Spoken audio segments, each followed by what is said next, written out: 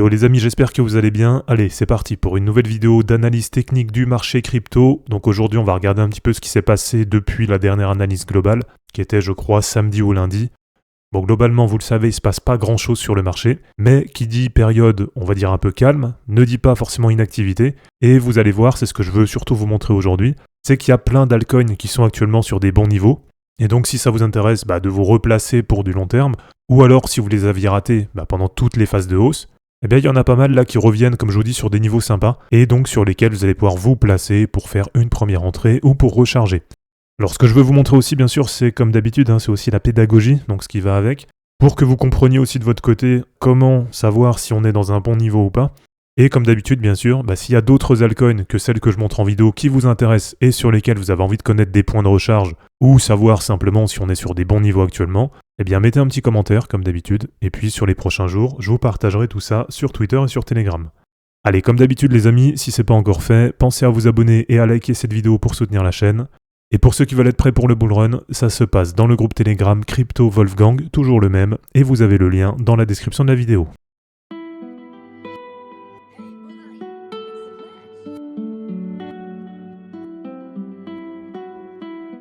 Alors on commence rapidement sur Bitcoin, 64 300 $ à peu près là ce matin, et je vous le remets en daily, voilà, comme ça c'est un peu plus clair. Donc ce qu'on avait là sur les dernières semaines, souvenez-vous, ça fait à peu près depuis fin février, début mars, on avait ce triangle qui a finalement cassé à la baisse, et ce triangle on avait deux objectifs. Un objectif de cassure à la hausse, autour de 87 800, et on a naturellement un objectif de cassure à la baisse, et aussi très clairement défini, 52 300 $. Donc pour l'instant, on a une première étape, puisqu'on est revenu sur l'ancien support à 61 500, donc c'est toujours le niveau qui doit tenir en clôture hebdo.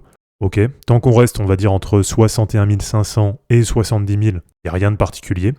Et ce qui est pas mal, c'est que là, allez, on a quasiment validé le pullback sur le triangle, donc là sur la trendline basse du triangle, et on a eu un rejet. Donc pour l'instant, on n'a pas réussi à réintégrer la figure, et de toute façon, la figure, elle est terminée. Donc maintenant, pour moi, l'objectif, enfin en tout cas ce qui va se passer à mon avis sur Bitcoin, les niveaux que j'attends, c'est déjà un nouveau retest à 61 500, et comme je vous dis, on verra si ça tient ou pas, et le niveau d'en dessous à surveiller, c'est 52 300, et là si je vous la remets en hebdo, 52 300 c'est un niveau important, puisque ça correspond à peu près sur la moyenne mobile 20, alors entre temps elle est passée un peu plus haut, ok, elle est remontée un petit peu, mais voilà, sur Bitcoin, ce qu'on va attendre, on va dire, ça va être un passage dans cette zone, qui à mon avis va se faire. Voilà, il y a un moment où ça va forcément mécher de nouveau ici. Donc entre 52 300 et 61 500, avec une MM20 hebdo qui est à peu près actuellement autour de 55 000 $. Alors sur Ishimoku, un petit point qui est important, si on reste en hebdo actuellement, on est en test de la Tenkan. Donc la Tenkan, c'est la courbe qui est en bleu, et ça fait un moment que c'est un niveau qui n'a pas lâché. Donc la dernière fois qu'on était en test sur la Kijun, qui était le niveau jaune, on peut considérer à peu près que c'était ici. Voilà, on s'en était approché mi-janvier, donc ça fait plus de 3 mois, ça va faire bientôt 3 mois et demi, qu'à peu près une centaine de jours. Et donc on pourrait avoir pourquoi pas un retest de cette Kijun, qui est à peu près la même que la moyenne mobile 20, à peu près sur les mêmes niveaux, et qui est actuellement autour de 54 000 $. Donc voilà un peu les niveaux à surveiller là on va dire sur la fin de semaine sur Bitcoin, même si comme je vous dis c'est plutôt calme en ce moment, il n'y a pas grand chose. Et ce que je voulais vous montrer, c'est surtout les opportunités on va dire qu'on a sur les altcoins, et il y en a pas mal. Et pour ceux qui me suivent sur Twitter et sur Telegram, donc d'ailleurs n'hésitez pas à le faire, puisqu'on est à peu près 7000 sur Twitter, on est à peu près 6000 sur le canal gratuit sur Telegram, et on est 21 000 sur YouTube. Donc voilà, il y a un petit peu de retard, donc n'hésitez pas surtout à aller vous abonner. Et là je parle vraiment pour ceux qui veulent du complément, puisque dessus je mets régulièrement des charts avec des points de recharge, des objectifs, etc. Et hier j'ai fait un tweet qui a pas mal marché, 46 000 vues sur le tweet, c'est pas mal, où je montrais où on en est sur les 7 cryptos que je priorise dans mon wallet. Donc vous les connaissez, Kaspa, TAO, Kanxium, Cubic, Alephium, Space et Clore. Donc globalement, on va dire les 7 cryptos sur lesquels je mets la priorité pour recharger. Et donc sur Kaspa, je vous ai montré, on est dans la zone de rechargement entre 0,11 et 0,13. Donc là, j'ai mis une pastille verte pour dire, ok, si vous voulez recharger, c'est un bon niveau. Alors je vous remonte sur Kaspa, pourquoi est-ce qu'on est dans la zone de rechargement. Et comme ça, ça, niveau pédagogie, on va dire, vous pourrez l'appliquer sur toutes les cryptos qui vous intéressent. Donc voilà, simplement vous mettez les retracements de Fibonacci, et du coup sur Kaspa, on est sous la moyenne mobile 20, donc celle qui est en bleu, mais surtout on est entre les 0,618 et les 0,786 de Fibo. C'est ce que j'appelle la zone de rechargement, et donc quand on a un passage dans cette zone, sur des grosses unités de temps, d'accord, donc là on est sur de l'hebdo, Donc n'allez pas prendre une zone de rechargement 0,618, 0,786 en vous mettant par exemple sur du H1, voilà, ça n'a aucun sens. Et je préfère prioriser l'hebdo, voilà, je garde toujours la même unité de temps. Et bien quand on a un passage dans cette zone, c'est pour moi un bon niveau pour vous placer une première fois, si c'est une crypto qui vous intéressait, mais qu'au vu de sa dynamique haussière, vous l'avez raté plusieurs fois. Et si vous en avez déjà, et que justement vous voulez recharger, donc vous voulez augmenter un peu votre bague, et bien c'est pareil, actuellement, dans cette zone de rechargement, ça constitue un bon niveau pour vous replacer à long terme. Alors j'ai aussi partagé TAO qui est sur sa moyenne mobile 20 hebdo, donc ça c'est pareil, c'est un bon niveau. Je vous ai partagé Kanxium qui est en pleine zone de rechargement, donc entre 7,15$ et 10,45$. Attendez, je vous la mets rapidement. Donc Kanxium, toute cette zone, 7,15$, 10,45$, c'est une super zone d'achat, en tout cas c'est ce que je considère comme étant une super zone pour vous placer à long terme. Vous avez aussi Cubic qui est dans la zone de rechargement. Bon, par contre je ne l'ai pas sur TradingView, c'est sur SafeTrade, donc je ne vais pas vous le montrer ce matin. Vous avez Clore qui est en pleine zone de rechargement 0,17, 0,23. Attendez, je vous remontre ça aussi. Voilà. Donc elle est sur un double niveau, on va dire, gros niveau MM20 hebdo, là vous le voyez. Donc MM20 hebdo, c'est un super niveau pour vous replacer. C'est un niveau qui avait été testé début février.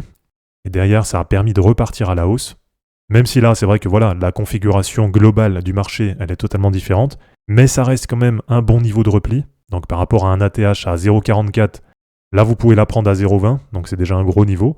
Et comme vous le voyez, on est aussi dans la zone de rechargement. Et puis sur les deux autres, donc on a Alephium qui n'était pas encore sur un bon niveau. Donc je vous avais donné une zone 1,55, 2,10 pour vous replacer dessus. Donc voilà, très simplement, on attend la zone de rechargement. Pour moi, là, pour le moment, c'est pas encore un bon niveau. Parce que, attendez, je vous la mets en daily cette fois. Parce que, voilà, en daily sur Ishimoku, eh bien, on est passé sous le nuage. Donc là, pour l'instant, on est baissier en daily.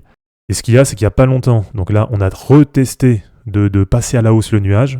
Et ça a été rejeté.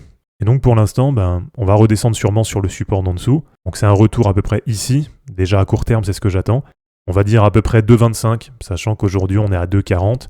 Et 2,25, on va s'approcher de la zone de rechargement. Donc voir pourquoi pas si on n'irait pas mécher un peu dedans. Donc tout ce qui va être entre 2,10 et 1,55, voilà, pour arrondir. Pour moi, c'est un super niveau à surveiller sur un Alephium. Et puis pour finir, donc je vous avais donné Space, qui était pareil, pas encore sur un bon niveau. Donc crypto en dynamique baissière sur du daily.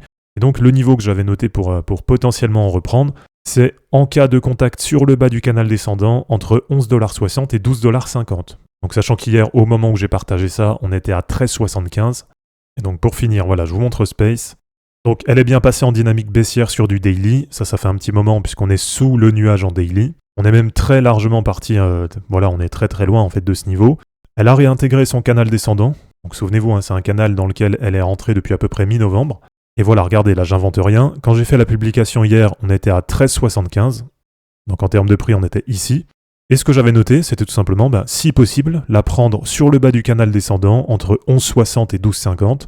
Et donc aujourd'hui, on est à combien? On est à 12,23 avec une mèche sur le bas du canal. Donc là, si ça vous intéresse, en tout cas c'est ce que j'ai fait ce matin, j'ai rechargé un petit peu sur Space.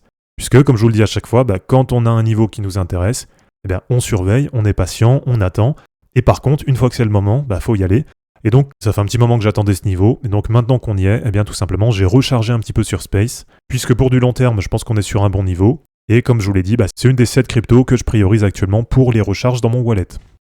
Donc voilà un petit peu ce que je voulais vous montrer aujourd'hui. En tout cas, c'est surtout pour vous remontrer qu'on est sur des bons points actuellement sur les altcoins. Donc comme je vous l'ai dit hier dans le vocal sur Telegram, c'est pas parce qu'on est dans une période calme qu'il faut être totalement inactif. C'est justement là où il y a plein de choses à faire. Donc surveillez bien les bons niveaux. Et comme je vous l'ai dit, pour tous ceux qui veulent d'autres analyses, donc s'il y a d'autres cryptos qui vous intéressent, mettez-les moi dans les commentaires. Et puis là sur la fin de semaine, je vous partagerai les charts sur Twitter et sur Telegram. Donc voilà les amis, c'est terminé pour cette vidéo d'analyse technique. J'espère en tout cas que ça vous aura plu. N'hésitez pas à aimer cette vidéo, à la commenter et à vous abonner pour en suivre d'autres. Dans la description de cette vidéo, vous allez retrouver tous les liens utiles et les liens pour me soutenir. On se dit à bientôt pour une prochaine vidéo, et d'ici là, ne capitulez pas, car les fortunes se créeront en portant vos burnes. Ciao!